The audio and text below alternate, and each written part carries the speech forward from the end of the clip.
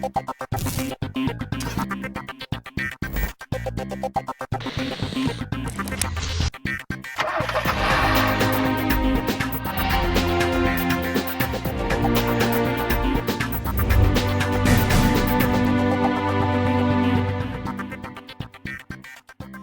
and welcome to a brand new show of CNB Bazaar Buzz. I'm your host Amir Naik, and well, as you see, next to me stands an off-roader. It's called the Trailhawk, and we'll have that very soon on the show. But today we kickstart with an off-roading bike. It's called the BMW F850 GS. And well, what's it all about? Well, here's all the details.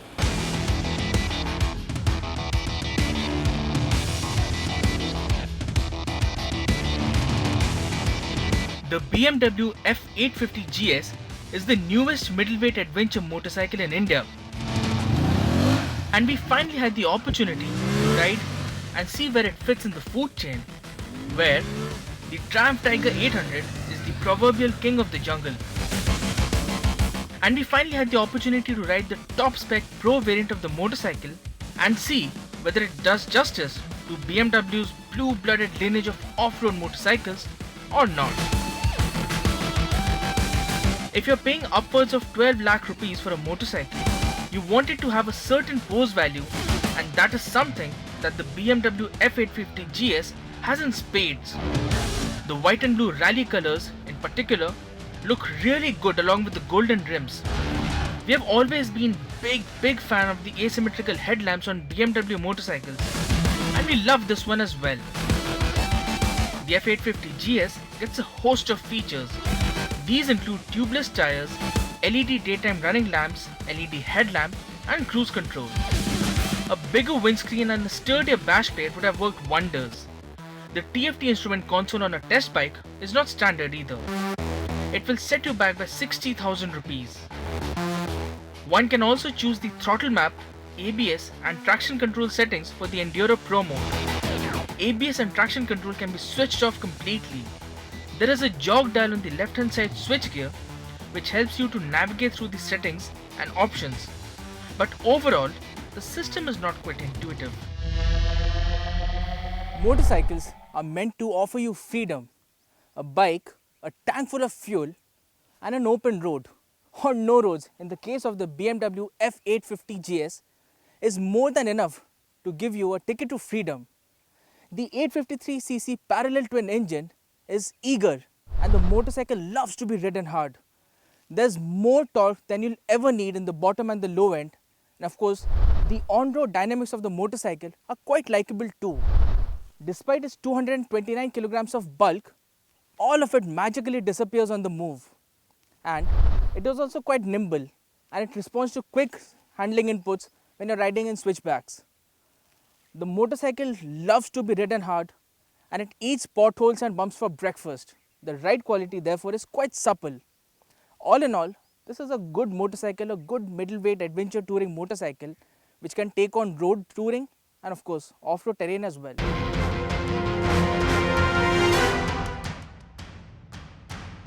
Thumb the starter on the F850 GS and it awakens with a lazy burbling drawl.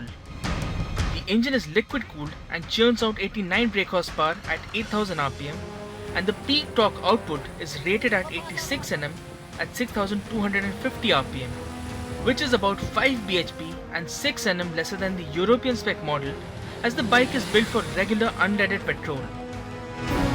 The tiny fly screen like windscreen might look good, but doing triple digit speeds all day long will wear you out. The good part, the wave of torque in the first and second gears is top notch. The 6-speed gearbox though wasn't the smoothest, and past 7500 rpm you feel a buzz on the palm grips and the foot pegs, although it is far from being a deal breaker. And the engine stays cool and doesn't emit thigh roasting heat, which is ideal for Indian weather. With tarmac ride done, it was time to go off-road.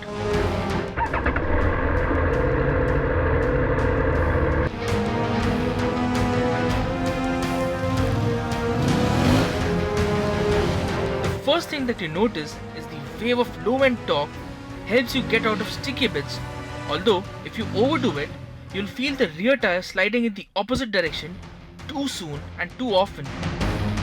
Subtlety is not a forte of the BMW F850 GS, and new riders might find this bike to be intimidating. It gets 21-inch sport trims up front and a 17-inch unit at the rear, shod with tubeless tires. Ride the bike off-road with ABS and traction control on, and you'll figure that the electronics package is not exceedingly intrusive but manages to save your height. With the suspension in the Enduro mode, the motorcycle is game for jumps and bungled up landings too. The BMW F850 GS has a decent list of equipment, electronics, and has a grin-inducing performance on-road and off it as well. Although the bike is more suited to riders with more experience.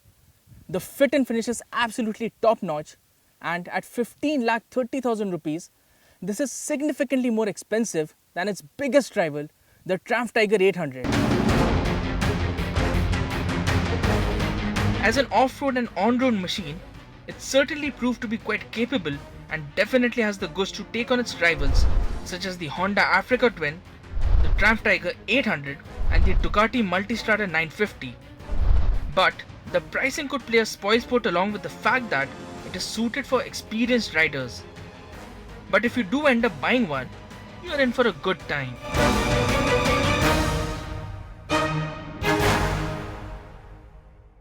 Well, surprise, surprise, there's another off-roading bike that has come our way just in May, and we got a chance to ride it. Is the Ducati Scrambler 1100, and yes, it also could be trail rated.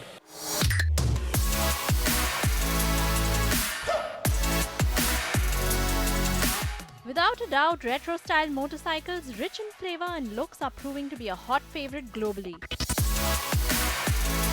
And one of the most popular retro models on sale in India and abroad is the Ducati Scrambler, which has been a bestseller for the company. But 4 years down the line, it would be about time for a Scrambler owner to upgrade, and this is where the Ducati Scrambler 1100 comes in. It is bigger and more equipped than the Scrambler 800 and offers the feel of a bigger bike. So getting straight to the heart of the matter, the 1100 is substantially bigger than the 800. The chunky dual sport tires along with the fat 48mm USTs and the round LED headlamp with an X on it give the bike a don't mess with me kind of a look. The other good part is that the fit and finish on the bike has gone up a few notches. The seat gets a ribbed finish and is wide, making for a comfortable perch along with a wide handlebar and easygoing ergonomics. Sit on the motorcycle and as your eyes go up to the instrument console, you begin appreciating the cool meter-on-meter design. One of the best bits about the Scrambler 1100 is the fact that it's packed with electronics and high-quality cycle parts. Up first is a Bosch inertial measurement unit which feeds information to cornering ABS in case you overdo it while braking.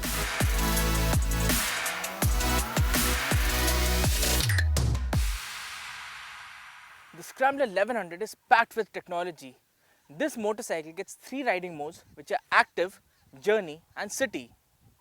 The Active and Journey modes offer all 86 horses on tap but with different throttle response. Active offers a sharper, more aggressive throttle response, while Journey is dialed down a bit. The City riding mode offers only 75 brake horsepower and the throttle response is turned down even more. Also, this motorcycle gets inertial measurement unit, cornering ABS, a 4-step traction control that can be switched off, and a lot more features. We had the top spec model of the Scrambler 1100, which is the Sport, and it had 45mm Öhlins USTs up front along with a Kayaba monoshock at the rear, which is adjustable for preload and rebound. The front end gets twin 320mm disc gripped by Brembo M4.32 4-piston monoblock calipers, while the rear gets a 245mm disc with a single piston caliper.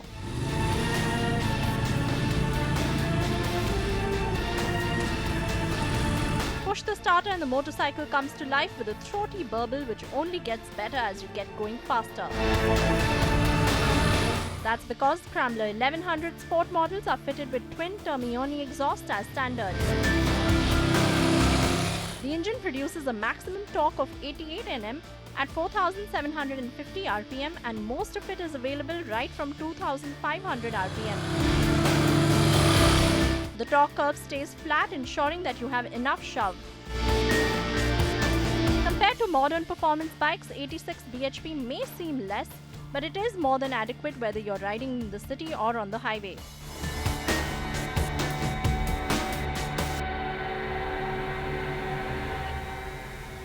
The torque curve stays flat and there's ample pulling power all throughout. Although the top end could have had a bit more spunk, and the L-twin motor is not very smooth. It's vibey and you feel the vibrations on the handlebars and the foot pegs. Although that's more of a Scrambler characteristic. We like the way the throttle responds, especially in the active mode. Downsides are that the heat from the engine and the side-mounted exhaust pipes is going to roast your leg in summer and bumper-to-bumper traffic. Plus, the engine is air-cooled. Riding the Scrambler 1100 is a fun experience, no doubt. Top-spec Collins suspension means the ride quality is superb. Bad roads, bumps, potholes, everything is taken care of effortlessly. Also, the braking is absolutely spot on. The bite and the progression is absolutely fantastic thanks to Brembo 4-pot calipers. Even under hard braking, the bike stays stable. At a price of 11,42,000 rupees, you get a motorcycle which is good looking and is packed with technology and exotic cycle parts, along with the quality being top notch too. Can it be used as a daily ride? Yes, absolutely. Would it be fine going off-road? Not quite, because it's simply not meant to. If you do end up buying one, you will be in for a good time. Let's get into a break right now, and on the other side, a lot more to come. So stay tuned.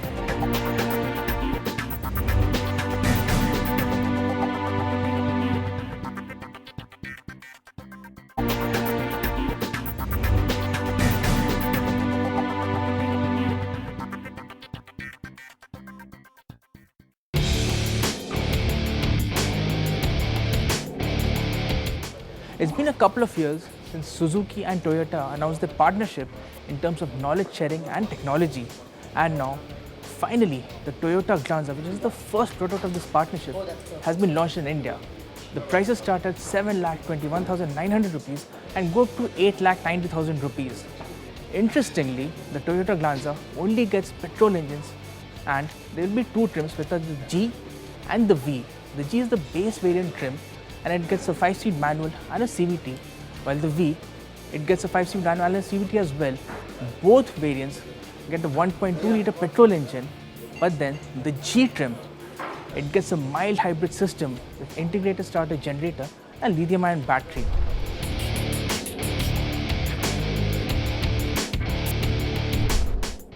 So as we already said, the Toyota Glanza is absolutely identical to the Maruti Suzuki Baleno. And even if you look at the interior, the overall layout of the dashboard and the upholstery and even the instrument console and the 7-inch touchscreen infotainment system, it's exactly the same which is found in the Baleno and the WagonR. The controls are the same, the instrument console is the same, the steering wheel and everything is the same. The only difference is the Toyota badging instead of the Suzuki one. The Maruti Suzuki Baleno and the Toyota Glanza are very similar looking to each other, but the few visual differences that are there on the car, the new grille that's there along with the Toyota badging, the front bumper has been slightly tweaked, giving it a more muscular appeal.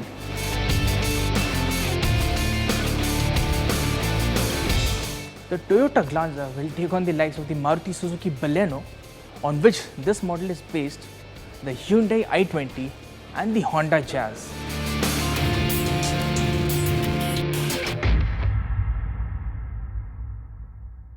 And let's get into our next story directly, because it's about Toyota. And yes, the Glanza, which is based on the Baleno, or rather rebadged Baleno, has been launched in India.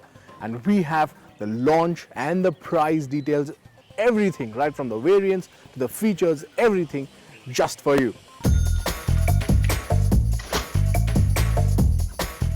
Toyota started producing cars in India in 1999 and has been a keen player in the market. To commemorate its 2 decades here, the automaker invited us to its Bidadi plant to see what happens behind closed doors, beyond manufacturing cars. Plant visits are extremely fun. You see a new vehicle rolling out, there's much fanfare and a new assembly line is in place. Well, only this time we are in for something different. We are at the Toyota plant outside Bangalore, and this time we've come here to check out something else entirely. Well, Toyota says it wants to give back to the community, to the environment and to its customers. And a lot of it has to deal with the servicing of vehicles. Our day started with visiting the Toyota Technical Training Institute at the plant. Established in 2007, the institute recruits promising students from below the poverty line across Karnataka and trains them over a 3-year course in automobile assembly, paint and bodywork, welding and mechatronics. Fully funded by Toyota, the course has been designed to not only help the students acquire a skill set, but also nurture their holistic development. Understanding its environmental responsibility, Toyota is in the process of building an eco-zone at its plant. The 25-acre space includes a solar park and 2 rainwater harvesting ponds to meet the plant's energy requirements. And 11 theme parks centered around flora and fauna will be created and made accessible to the locals. Our day ended with Toyota showcasing its efforts towards better customer service with the Express Maintenance 60 initiative. The signature offering aims to reduce the turnaround time for service to just 1 hour and is backed by Toyota's expansive standard operating procedures for a seamless process. The automaker plans to add 90-minute and 120-minute express service options for more complicated repairs. Express maintenance is actually signature offering from TKM. So if you see the 60-minute service, express service, that we have got a very good response from the customer, because that we value the customer's time and the convenience to the customer. Now, considering that particular aspect, currently the utilization of our EMB is close to around 70 to 80%, and 20% of our total customers are opting for the express maintenance. Improving its after-sales and service, a mobile service van has been planned that will help conduct periodic maintenance, repair jobs and vehicle diagnosis in locations where the automaker has limited presence. The company is also working on a vehicle recycling system to dispose cars in an eco-friendly manner. With the newly launched Toyota Glanza, the car maker will see more customers joining its family. It is assuring to know that the company cares about the environment, community, and the customer beyond just selling cars. So yeah, Toyota has to get it right. I mean, its sales and service have to be spot on, especially with the launch of the Glanza. That's it for this show, and I hope you enjoyed it. We always love packaging all of this just for you. A very dedicated team at that we have. So hope you enjoyed it, and if you have any feedback, do let us know on Facebook, Twitter, Instagram, even YouTube, and we have our YouTube channel there as well. So if you want any details whatsoever, log on to our website or log on to YouTube and check out all these videos. Well, thank you so much for watching, and as usual, a safety message before we leave: always wear your seatbelts while driving, and always wear your helmets while riding. See you next time.